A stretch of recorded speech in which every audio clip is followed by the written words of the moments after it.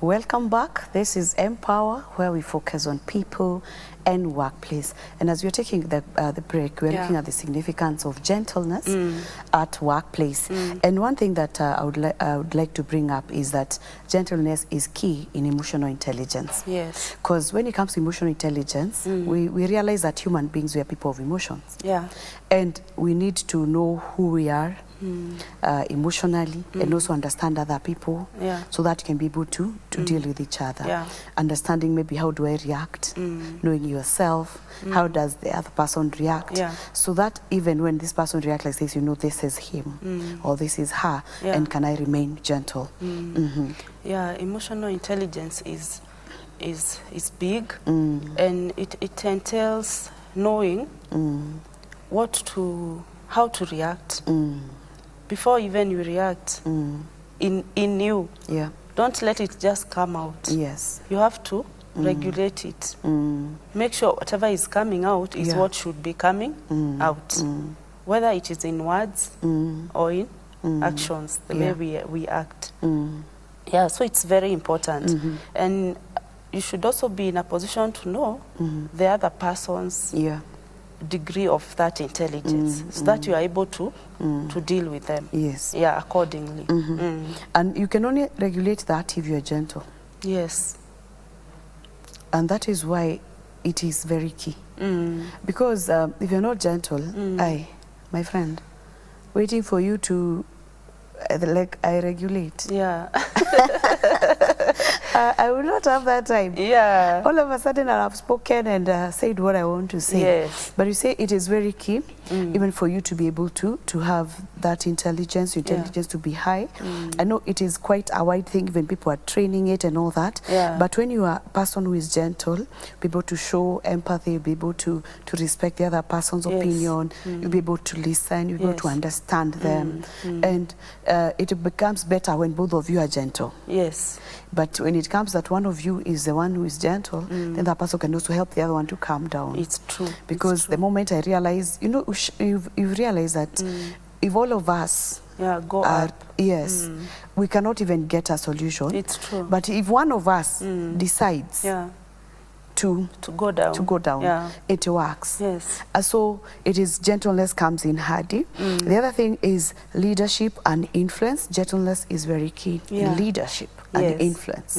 We mentioned something about leaders being gentle. Yes. Maybe you can add something on this. Yeah, it always starts and stops with the leaders.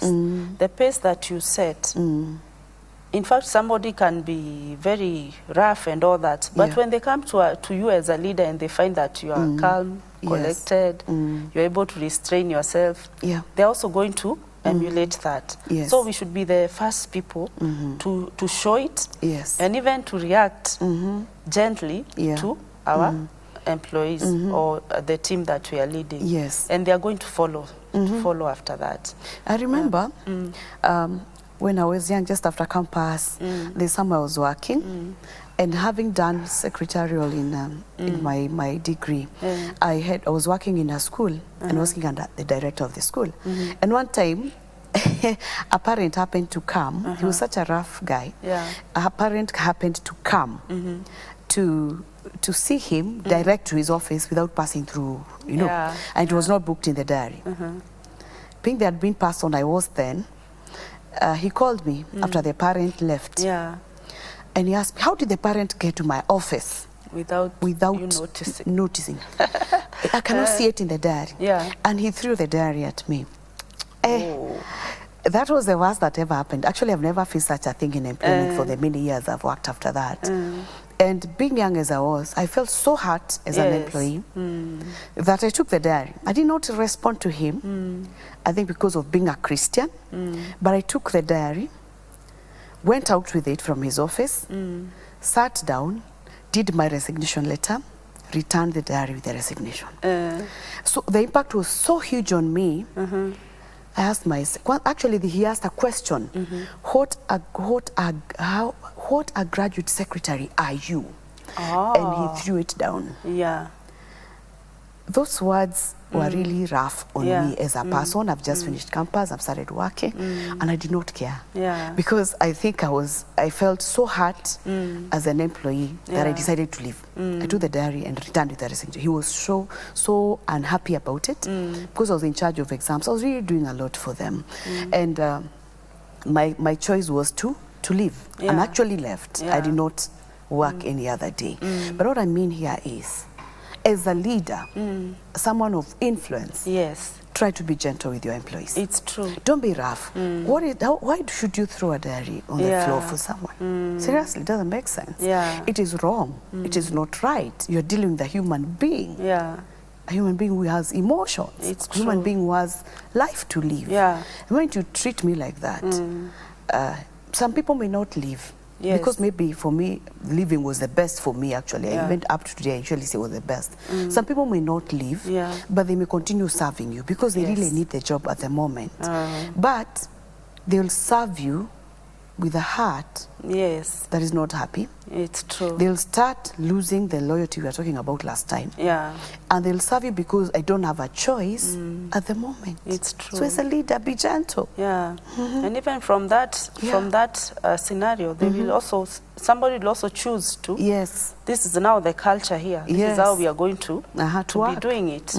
So you'll find that the leader is starting up or is cultivating a bad culture. And it's a very bad culture. Now, something that we need to discuss as we get out of, how do we cultivate this gentleness in the workplace? Because it's very important. We are working with people. We are not working with objects. People have emotions, people have feelings, people have say, they have opinions, they need to be respected. Remember we talked about respecting people as human beings. The fact that I'm a human being, I deserve respect. It's true. So deal with me in a gentle manner. So how do we cultivate this in any workplace? Okay, I would say by, first of all, we've talked so much about communication. And one aspect of communication is listening. So we can cultivate just gentleness by active listening to each other. The leaders, the employees, colleagues, we listen to each other. You know, listening and hearing are two different things. I can talk so much to you, but your mind is not. It's not there. It's not there. So you're just hearing me, and you're hearing and you're hearing. But when you listen, we are able to know. Oh, so this is what was going on. So this is what we can do, and you find that we are able to remain calm. And you're right, because the moment you give me an ear, and as organizations, you can even create forums. For people to air their views, for people to say what they think, have meetings, and you decide we are not going to talk so much as leaders, we also want our people to speak. And most of the time, our gentleness is tested in such a time, such a forum, especially when employees go to a side that you feel they are touching you, like negatively, or something that the organization is not doing. But it calls for us to cultivate gentleness by allowing ourselves to sit in that meeting, get the feedback, listen, be gentle enough. We have gone even to an extent where people will even use their employees to review their managers, what we call the 360 degrees, whereby you get feedback from the lower people, the higher people, their colleagues, and they give that information. When this information is brought as a feedback, some people, some leaders don't want to be gentle and listen. They actually fight it back. But can we allow ourselves that we can listen? We can appreciate feedback from what other people are going through, what they are saying, their suggestions, because they are key for the organization. It's true. And that is why you hired them. So that appreciate that. Another thing, it's how we talk. Specifically, the words we use. Especially when you are in not a very pleasant situation. And somebody has come, they have bombarded you with words, with accusations, they are judging you in this way or another. The words that you will choose to reply to them, it will either calm the situation or fuel the fire. So it's good we choose our words correctly. Wisely. And also, when it is you who is speaking, and maybe you want to highlight something that somebody has been doing wrong, Yes. or you are offended in this way or another, also choose, yes, you're not saying a positive thing, Yes. but you can choose nice, polite words Yes. that will not pierce people's hearts. Yes. So words are very key, and when we choose them wisely, we'll be able to remain gentle. Yeah. Wow.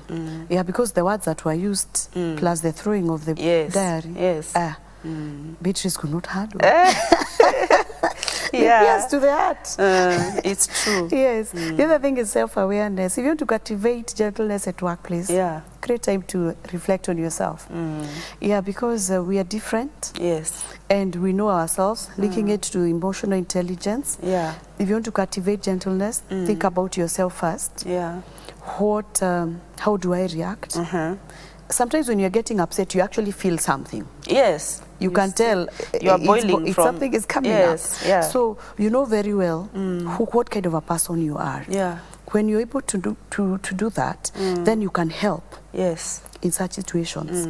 So, and if you also bring the same to the team you're working with, encourage them to practice self-awareness. Yeah. Speak about gentleness. Speak about it. Don't fear. Yeah. Let them know that we desire to have a gentle, we want to interact with others in a gentle manner. Yes. And I always say, even as a parent, I've seen it working even in my own home.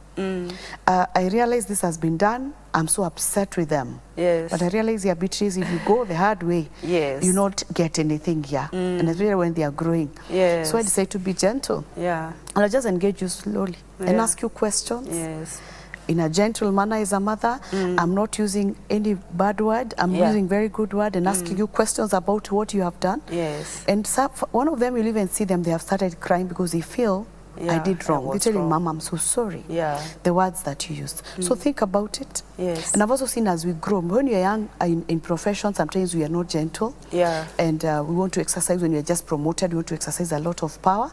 But it is good for us to come to reality and say, okay, being promoted doesn't mean I be rough. It's true. I have to maintain my calmness. Yeah. I have to be gentle. And we don't have much time, but maybe we can add one more. Yeah, we can talk about patience. Yes. You be patient with people. Yes. That one, I think we did a whole program on patience, but also being patient will cultivate gentleness.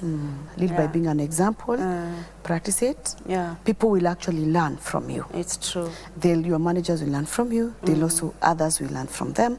And later you realize you're having that culture. Yes. It doesn't mean you're not firm. You can be gentle and firm. It's true. It doesn't mean you cannot correct. You can correct and you're gentle. Yes. You don't have to shout. You don't have to be rough. Practice gentleness, and actually it encourages someone. It's true. It helps someone even to change because they don't want to offend you. Yes. So your last words? I'd say, like the Bible says in the book of Proverbs, that a soft answer turns down wrath. Yes. So anytime that you are provoked so much and somebody wants to work you up, just give up a quiet, calm answer. Just be gentle and everything will work out. Wow, amazing. This has been Empower. Can you be gentle this week in your family, workplace, as you deal with people? I believe that God is working in us, and surely if we practice this, we are going to enjoy where we are. This has been Empower. God bless you. See you next week. My name is Beatrice Chuchu.